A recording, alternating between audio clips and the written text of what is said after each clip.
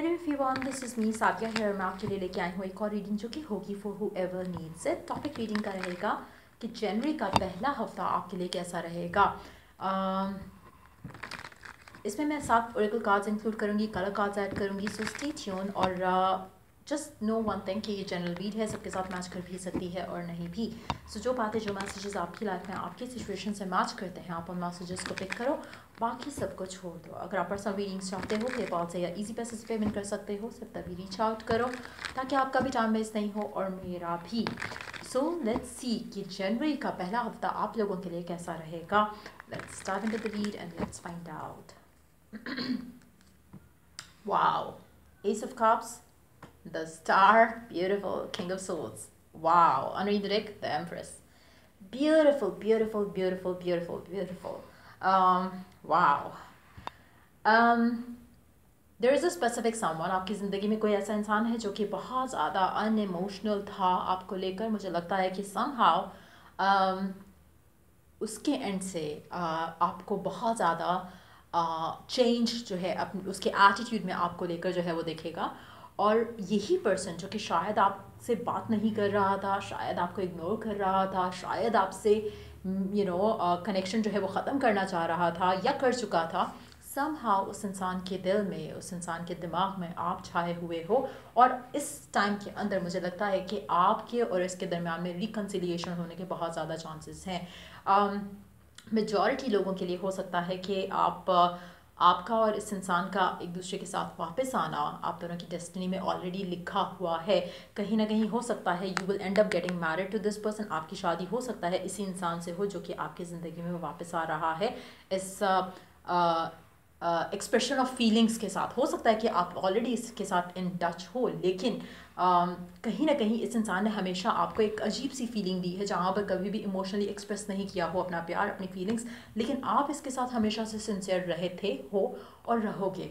लेकिन यही चीज़ जो आपके अंदर, जो आपका एटीट्यूड रहा है इस इंसान को लेकर, आपका जो प्यार रहा है, कमिटमेंट रही है, डेडिकेशन रही है, मुझे लगता है कि ये फाइनली सक्सेसफुल हो गया है। जो आपका प्यार था, जो आपकी डेडिकेशन थी, वो फाइनली विन कर रहा है। आपके पर्सन का जो एक माइंडसेट था इस कनेक्शन को लेकर, और जो फियर था या जो एक एटीट्यूड था कि नहीं हमारा कुछ नहीं हो सकता या हम एक दूसरे के साथ कभी नहीं हो सकता, मुझे लगता है कि फाइनली आपका जो लव है, जो आप हमेशा से देते आए हो इस इंसान को, finally that is winning over उसके फियर्स, उसके डाउट्स, उसके जो भी उसके कंसर्न्स थे। मुझे लगता है कि स्लोली बट श्योरली इस हफ्ते में आप देखोगे कि आपका पर्सन आपके साथ नाइस भी होगा, आपका पर्सन आपके साथ इमोशनली अवेलेबल भी होगा, आपकी कम्युनिकेशन भी होगी, और समहाउ आपको लगेगा कि जैसे यूनिवर्स आपके साथ बहुत ज़्यादा काइंड और जेनरस हो रही है। आपकी जो भी डिज़ायर हो रही वो आहिस्ता आहिस्ता आपको लगेगा जैसे आप जो बोल रहे हो वो पूरा होता जा रहा है ना। एक चीज़ मैं रेकमेंड करूँगी, क्योंकि मुझे एनर्जी दिख रही है with these 2 cards here. Suggestion मैं ये दूंगी कि कोशिश करो कि इस टाइम में ज़्यादा से ज़्यादा एफर्मेशंस यूज़ करो, पॉजिटिव वाली, और कोशिश करो कि कम से कम नेगेटिव सेल्फ टॉक करो, जहाँ पे आप कुछ जो नहीं चाहते उसके बारे में नहीं सोचो। लाइक फॉर इंस्टेंस, अगर आपको आपको नहीं चाहिए कि आपका पर्सन आपको छोड़े, तो उस तरह की बातें आपने जहन में नहीं रखनी है। आपने ये रखना है कि आपका पर्सन आपको प्यार करता है, आपका पर्सन आपको वैल्यू करता है, आपका पर्सन आपके साथ ज़्यादा टाइम स्पेंड करना चाहते हैं। जो चीज़ें आप चाहते हो, keep repeating, keep affirming those things. वो चीज़ें ना बोलो, ना कहो, ना सुनो जो आप नहीं चाहते हो अपनी ज़िंदगी में। सो इसीलिए पॉजिटिव एफर्मेशंस बहुत हेल्प करेंगी। रिटन वर्ड्स जो हैं स्क्रिप्टिंग के हिसाब से वो बहुत हेल्प करेंगे। लेकिन मुझे लगता है कि इस टाइम पे जो वर्ड्स हैं, द वर्ड्स यू स्पीक, वो बहुत मैटर करते हैं, या आपकी जो थॉट आती है वो बहुत मैटर करती है as compare to the written words.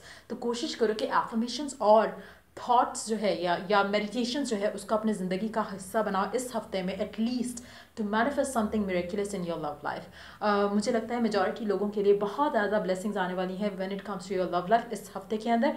एक चीज़ मुझे लग रहा है कि ये ब्लेसिंग्स, ये अबंडेंस उन लोगों के लिए होगी जिनकी एनर्जी एम्प्रेस की है, regardless of the sex and gender you are.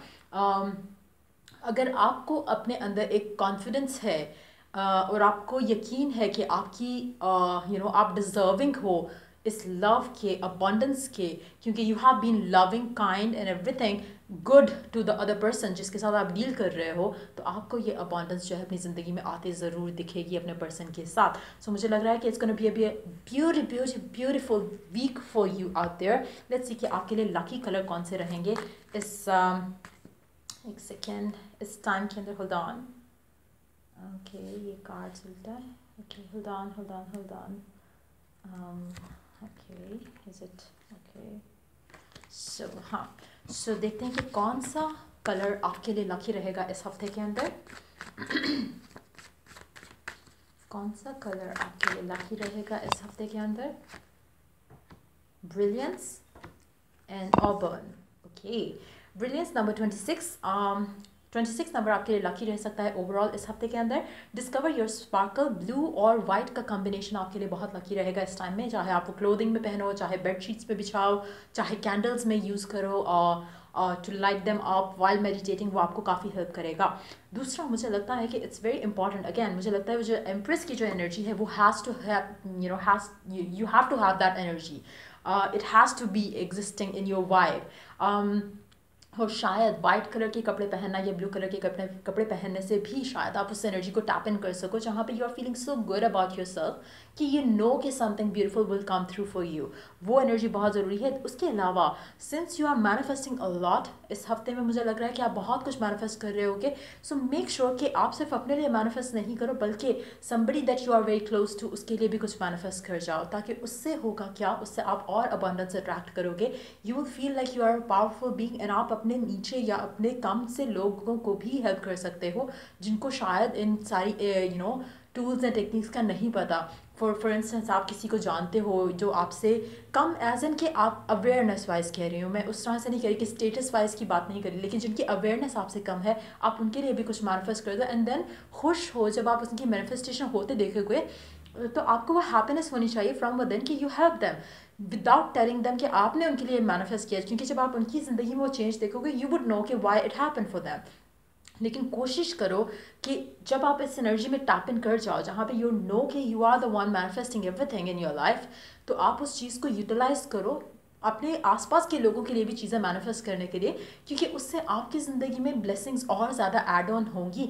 लेकिन having said that, ground yourself as well. आपको ये फीलिंग कभी नहीं आनी चाहिए कि oh my god you have become the thing, आप मैनिफेस्टर बन गए हो, अब तो आप मैजिशियन हो, आप कुछ भी कर सकते हो. दो चीज़ें माइंड में आपने रखनी है इस एनर्जी के साथ. Don't misuse this energy to manifest something bad किसी की ज़िंदगी में. Second, ground yourself to the point जहाँ पे आपके अंदर ईगो नहीं आए, जहाँ पे आपके अंदर वो एटीट्यूड नहीं आए कि आपको लगे कि आपसे नीचे हैं लोग. अवेयरनेस जहाँ पे हम बात करते हैं उस लेवल पे आपको सोचना चाहिए. But yes, try to create abundant life for people around you as well. जो आपके आसपास हैं, इर्द गिर्द हैं, उनके लिए भी अबंडेंट लाइफ क्रिएट करने की कोशिश करो. उससे एक इनडायरेक्ट वे में आपके लिए और अबंडेंस जो है वो ऐड ऑन होना शुरू हो जाएगी. लेट्स सी कि और क्या होने वाला है आपके लिए पहले हफ्ते में जनवरी के. Let's see. Wow, the star again, beautiful. मुझे लगता है कि you will be like shining bright and everything will be happening beautifully for you. सब कुछ ज़बरदस्त होने वाला है आपकी ज़िंदगी में. Look at the future with hope and optimism. कोशिश करो कि अपनी ज़िंदगी में जो चाहते हो उसके ऊपर जो है वो फोकस रखो इस टाइम के अंदर. बहुत ब्यूटीफुल टाइम है. अगर आप चाहो तो आप लिख भी सकते हो, लेकिन मुझे लगता है कि it's more of the time जहाँ पे बोलना ज़्यादा आपके लिए हेल्पफुल रहेगा, बोलना और सोचना. सो कोशिश करो कि वो दो चीज़ें करो. उसके अलावा अगर आप चाहो तो आप लिख भी सकते हो if that's what you want to go for. एक चीज़ आपको याद रखनी चाहिए कि आपका जो फेथ होता है ना टुवर्ड्स एनीथिंग, वो that can move mountains as well. वो सब कुछ कर सकता है. आपका फेथ अगर किसी भी चीज़ में आ जाए तो आपको कोई भी चीज़ रोक नहीं सकती है उस चीज़ को हासिल करने में. So that is what you are doing right now, मुझे लगता है मेजॉरिटी लोगों के लिए. और अगर आप नहीं हो इस सिचुएशन में राइट नाउ, तो वर्क ऑन दैट. आपको इतना बिलीफ होना चाहिए अपनी दुआओं पे, अपनी एफर्मेशंस पे, अपने प्यार पे, अपने रब पे, अपनी दुआओं पे, कि आपको कोई भी ताकत फियरफुल कर ही ना सके. जहाँ पे आपको ये फियर या थॉट आए ही नहीं, जहाँ पे कि क्या what if it doesn't happen. वो एटीट्यूड आपकी ज़िंदगी से एलिमिनेट कर दो आप, ताकि आप इस एटीट्यूड में रहो हमेशा। बट अगेन एक और चीज़, इस कार्ड के अंडरनीथ भी एक जो कार्ड है उसमें मैं आपको स्टिल वही मैसेज दूंगी यहाँ पर, कि अगर आप नोटिस करो, अगर आप मैनिफेस्ट कर रहे हो समथिंग, चाहे छोटा है बड़ा है कुछ भी है जो आप मैनिफेस्ट कर रहे हो अपनी ज़िंदगी में, एंड कि you are empowered one right now, जहाँ पे आपकी अवेयरनेस इतनी है इन चीज़ों को लेकर, और अगर आप किसी और के लिए कुछ क्रिएट करने लग जाते हो तो आपके लिए अनसीन वेज से जो है अबंडेंस आना शुरू हो जाएगी। लेकिन कोशिश करो कि डोंट मिस यूज इट, जहाँ पे आप अपने अंदर एक ईगो ले आओ, क्योंकि कहीं ना कहीं you will be going back to negative karmic cycle for yourself. Don't let that happen, और ट्राई करो कि manifest something beautiful for everybody involve in the situation. जो भी आपके साथ कनेक्टेड लोग हैं इस सिचुएशन को लेकर, इस लव लाइफ को लेकर, उनके लिए भी कुछ अच्छा मैनिफेस्ट करो और अपने लिए भी कंटिन्यू करो to manifest something good. Colours आप देख लो, ये 2 कलर्स, एक ब्राउन का शेड है auburn and it's more like a reddish brown, और ये वाला ब्रिलियंस वाइट एंड ब्लू का शेड जो है वो आपके लिए लकी रहेगा। नंबर 11 भी हो सकता है कुछ लोगों के लिए सिग्निफिकेंट रहे आने वाले दिनों में। सो ये थी रीडिंग आप लोगों की। अगर आपको हेल्प किया हो और गाइड किया हो तो लाइक शेयर और सब्सक्राइब ज़रूर करो। And yes, till I do the next reading for you guys, take care and bye bye.